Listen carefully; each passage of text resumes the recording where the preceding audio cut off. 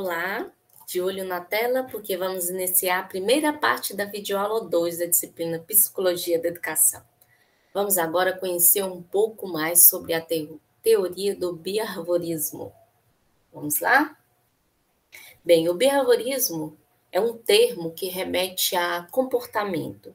Ele foi utilizado pela primeira vez por John Watson em um artigo que ele publicou em 1913, nos Estados Unidos.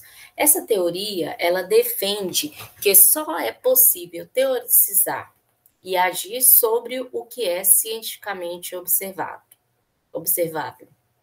Só é possível teorizar e agir sobre o que é cientificamente observável. Bem, o behaviorismo ele surgiu em oposição ao conceito de psicologia introspectiva. Mas o que é psicologia introspectiva? A introspecção psicológica ela é um método muito utilizado pelos terapeutas que conduz o paciente a relatar seus pensamentos e sentimentos, para que assim possa analisar seus estados mentais, suas crenças, as imagens que são criadas ali na sua mente, as suas emoções, as suas memórias, para que assim eles possam tomar consciência delas. Os teóricos do behaviorismo, eles não concordavam com esse método da introspecção psicológica, que para eles é necessário uma psicologia mais objetiva, uma psicologia que possa ser mensurada, uma psicologia que possa ser estudada e aplicada. E isso pode ser feito por meio de observação do comportamento. Bem, e por que na tela aí está aparecendo o tempo todo aí o behaviorismo no plural? Por que falamos em behaviorismos? Porque apesar de a principal fundamentação ser o estudo do comportamento, é possível identificar, dentre todas as características do behaviorismo, ser comum o estudo do comportamento, é possível identificar diferentes perspectivas nessa corrente teórica. As principais são o behaviorismo metodológico, identificado principalmente pelo trabalho de John Watson, e o behaviorismo radical, que foi iniciado pelo psicólogo Bruce Frederick Scheiner. O behaviorismo clássico, ele também é conhecido como psicologia do outro. Ele fundamenta-se no estudo do comportamento que os sentidos sensoriais podem perceber e tenta universalizar as causas do comportamento usando a observação consensual.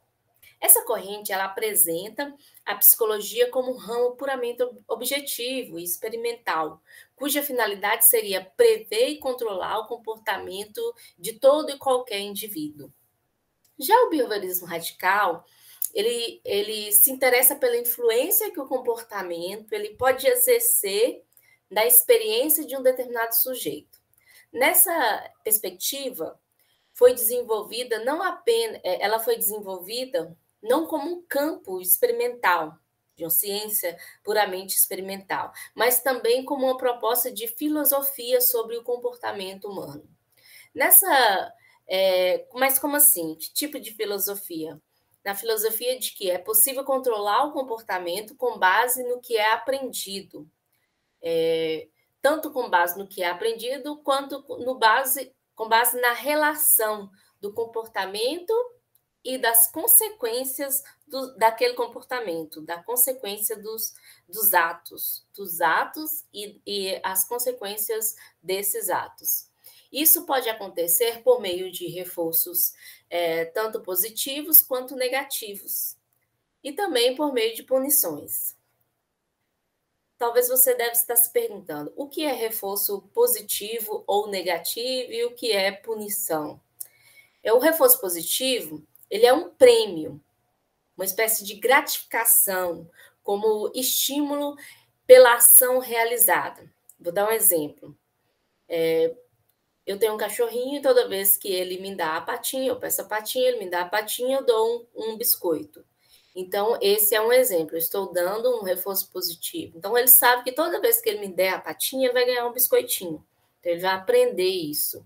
O reforço negativo é quando você faz um reforçamento negativo, ou seja, você tira um estímulo que tende a aumentar a ocorrência do comportamento futuramente.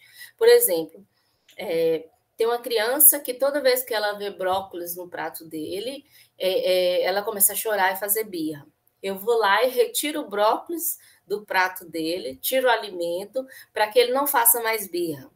Então, eu vou esperar que não tenha mais birra, e então não vou colocar mais brócolis no prato da criança.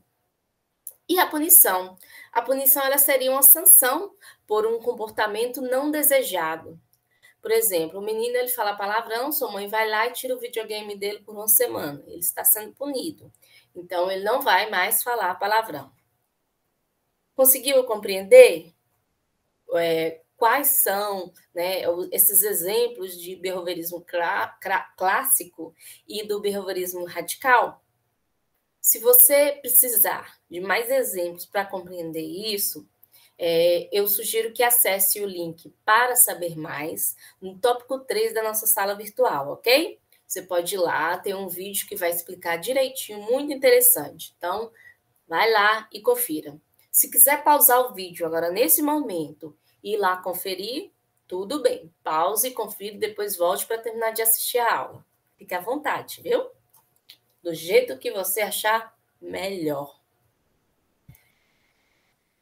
Bem, vamos agora compreender, né? Falar sobre o que é concepção de homem. O como que norteia, qual a concepção de homem que norteia os estudos dos behavioristas? Os behavioristas, eles acreditam que todos os comportamentos, eles são resultantes de experiência e de condicionamentos. Então, nessa corrente teórica, a concepção de homem que orienta é que o ser humano ele é fruto das associações entre estímulos e respostas, que dão origem a comportamento, a atitudes, a conceitos, a preconceitos e a valores. Eu já falei, mas vou repetir novamente. O princípio do behaviorismo é que só é possível teorizar e agir sobre o que é cientificamente observável. Nessa perspectiva, os processos mentais internos, nós sabemos que eles não são mensuráveis ou analisáveis, né? Não é possível analisar e mensurar o que está acontecendo na mente. Por isso, elas são de pouca ou de nenhuma utilidade para a psicologia empírica, que é a adotada, que é a principal base da teoria behaviorista. Assim sendo, é possível conhecer, né? Eu vou analisar no behaviorismo o comportamento. E o que se destaca aí é que é possível compreender as cadeias de comportamento analisando esse comportamento. É possível conhecer e controlar as variáveis do ambiente, né? Por exemplo, se eu sei que o brócolis causa birra, eu vou tirar o brócolis, vou controlar para poder não ter mais comportamento com birra. E controlando essas variáveis dos ambientes, é possível prever e controlar o comportamento. E aí, se eu tirei o brócolis, eu vou prever que a criança não vai mais fazer birra, e eu que estou conseguindo controlar essa birra da criança, conseguindo controlar o comportamento. Ok? Com base nisso, vocês vão perceber que a principal filosofia que embasa o behaviorismo radical é a ciência da análise do comportamento. A análise experimental do comportamento, ela é uma abordagem psicológica onde o principal objetivo é estudar o comportamento humano como um todo e de modo científico, metodológico, científico, né? Dentre os teóricos behavioristas, o Skinner, né? O Skinner se destacou por, através da análise experimental do comportamento, formular o conceito de comportamento operante, partindo do entendimento de que há uma lógica, há uma ordem, uma regularidade nos comportamentos.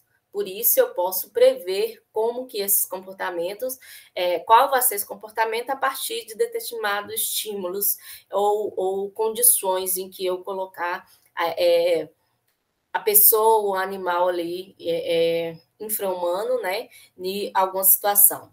O comportamento operante, ele abarca um amplo conjunto das atividades humanas e opera sobre o mundo diretamente ou indiretamente. Para China, o que possibilita a aprendizagem dos comportamentos é justamente a ação do organismo sobre o meio e o efeito dela resultante. Assim sendo, a aprendizagem, ela está na relação entre uma ação e o seu efeito ou consequência.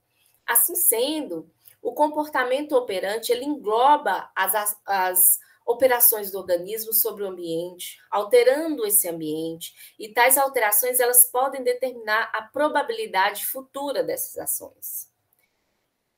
Em suma, estabelecem-se os conceitos de seleção, aí nesse caso, por consequência, reforço e punição. Mas como assim, Paula?